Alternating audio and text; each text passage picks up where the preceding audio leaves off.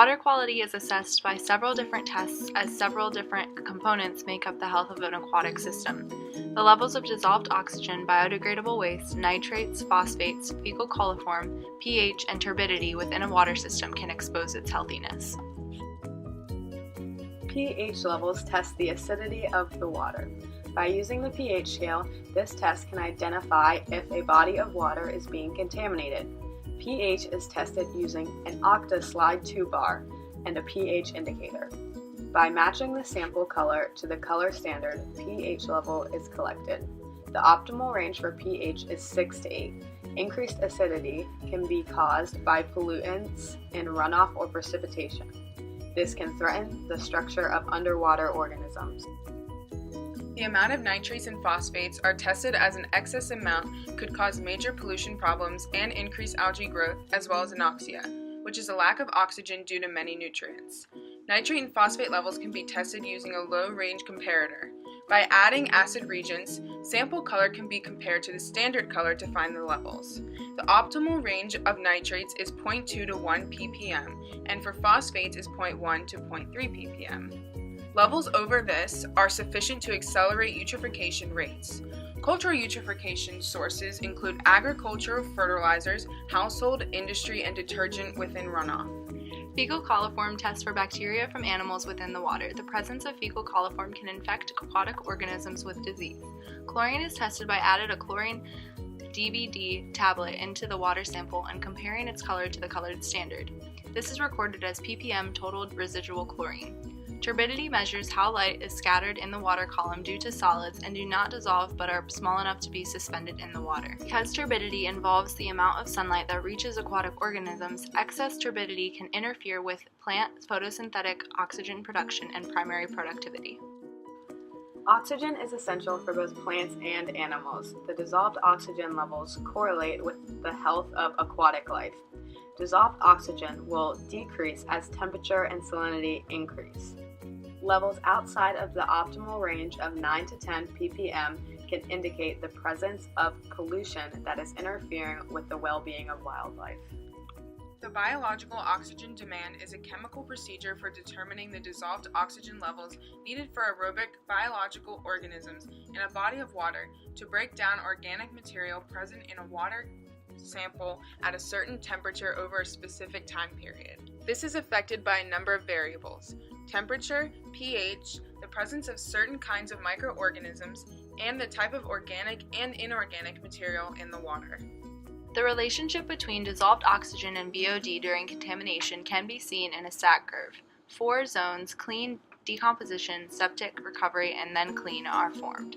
As pollutants are introduced, dissolved oxygen depletes and biochemical oxygen demand increases dramatically. As levels of dissolved oxygen change through water flow, the types of organisms in the water change as well.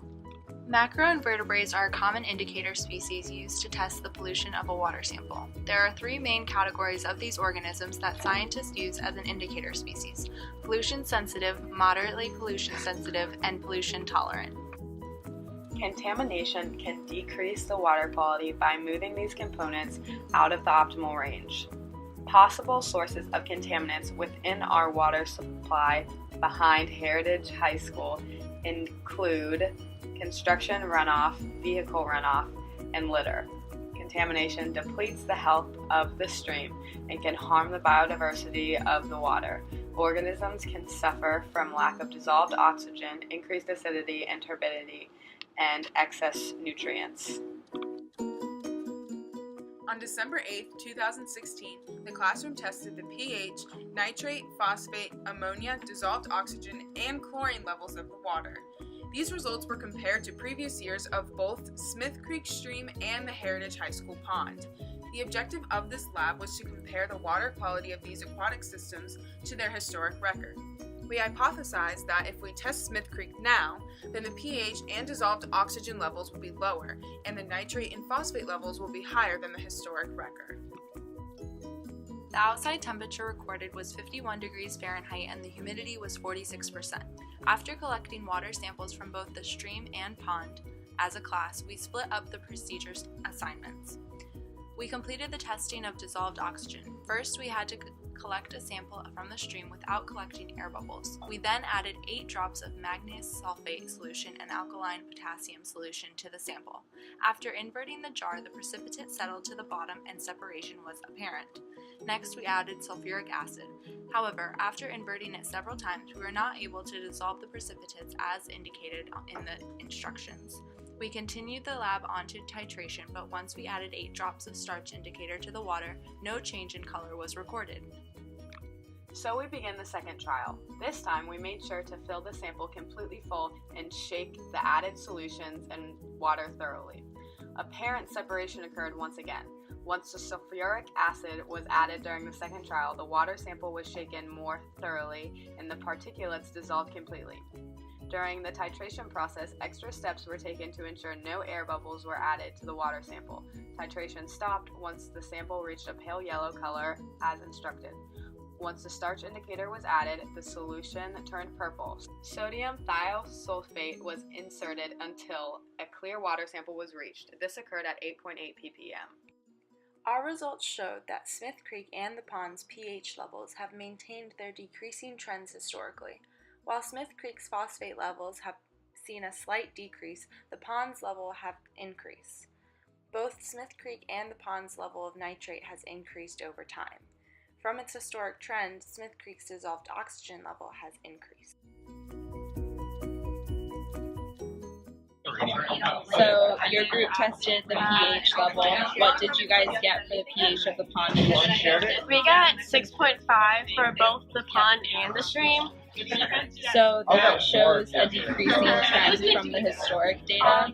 Why do you think that the stream and pond are becoming more acidic? We're saying that the school it's a newer school than most. It opened around 5 or 6 years ago, I believe.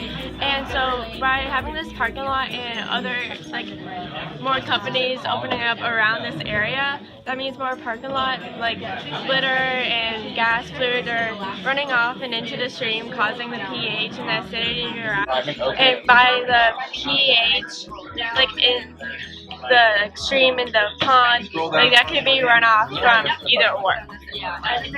And what do you think as high school students, what can we do to decrease the acidity of the pond? We could probably watch out for more what we leave on the ground and make sure, always have our cars checked, make sure it's not leaking with gas or oil, because that could also be very harmful to the environment and have an effect on the pH. Thank you. Okay, so what did your group test? Our group tested ammonia in the stream and pond. And what were the levels of ammonia you found? So in the stream it was 0.25 ppm, and then in the pond it was 0.1 ppm. And what does the presence of ammonia in a body of water do? So more ammonia makes the body of water more basic. As I say, the stream had more ammonia, but I think because it's more alkaline than the pond was. Okay. Thank you. Yeah. Change has been detected in the stream and pond. Tolerant species must populate the bodies of water because they are able to withstand change in levels of pH, nitrates, phosphates, and dissolved oxygen. The increasing of acidity, nitrates, and phosphates correlates with a decrease in water quality. However, the dissolved oxygen levels refuted our hypothesis.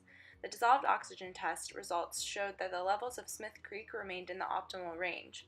This could very well be attributed to human error during the dissolved oxygen testing, which could have been more accurately represented with an increased amount of trials. Based on the increase in construction near the bodies of water, it can be concluded that the water's health will decrease, not improve. A decrease in pH could be attributed to runoff of chemicals from the student parking lot, like salt from de-icing or oil from cars. An increase in nitrates and phosphates could be caused by runoff of fertilizers used on the school's landscapes. The growth of Smith Creek's surrounding community with the reconstruction of roads, addition of shopping centers, and population contributes to the amount of sediment in the stream. The best solution for water pollution is prevention. High water quality can be maintained through the prevention of soil erosion with the use of soil-retaining plants. Cutting trees can result in sediment which carries nutrients and chemicals into the water. Disposing of toxic chemicals properly and maintaining machinery can keep contaminants out of runoff and out of waterways. Cleaning up litter can also increase the water quality. Naturally vegetated buffers and greenway corridors can help prevent excess fertilizer and sediment from reaching streams. Because of the flow of streams, it is easier for the Smith Creek to rid itself of pollutants than the pond. However, it is important to preserve both their health as they provide several ecological services and inhabit aquatic organisms.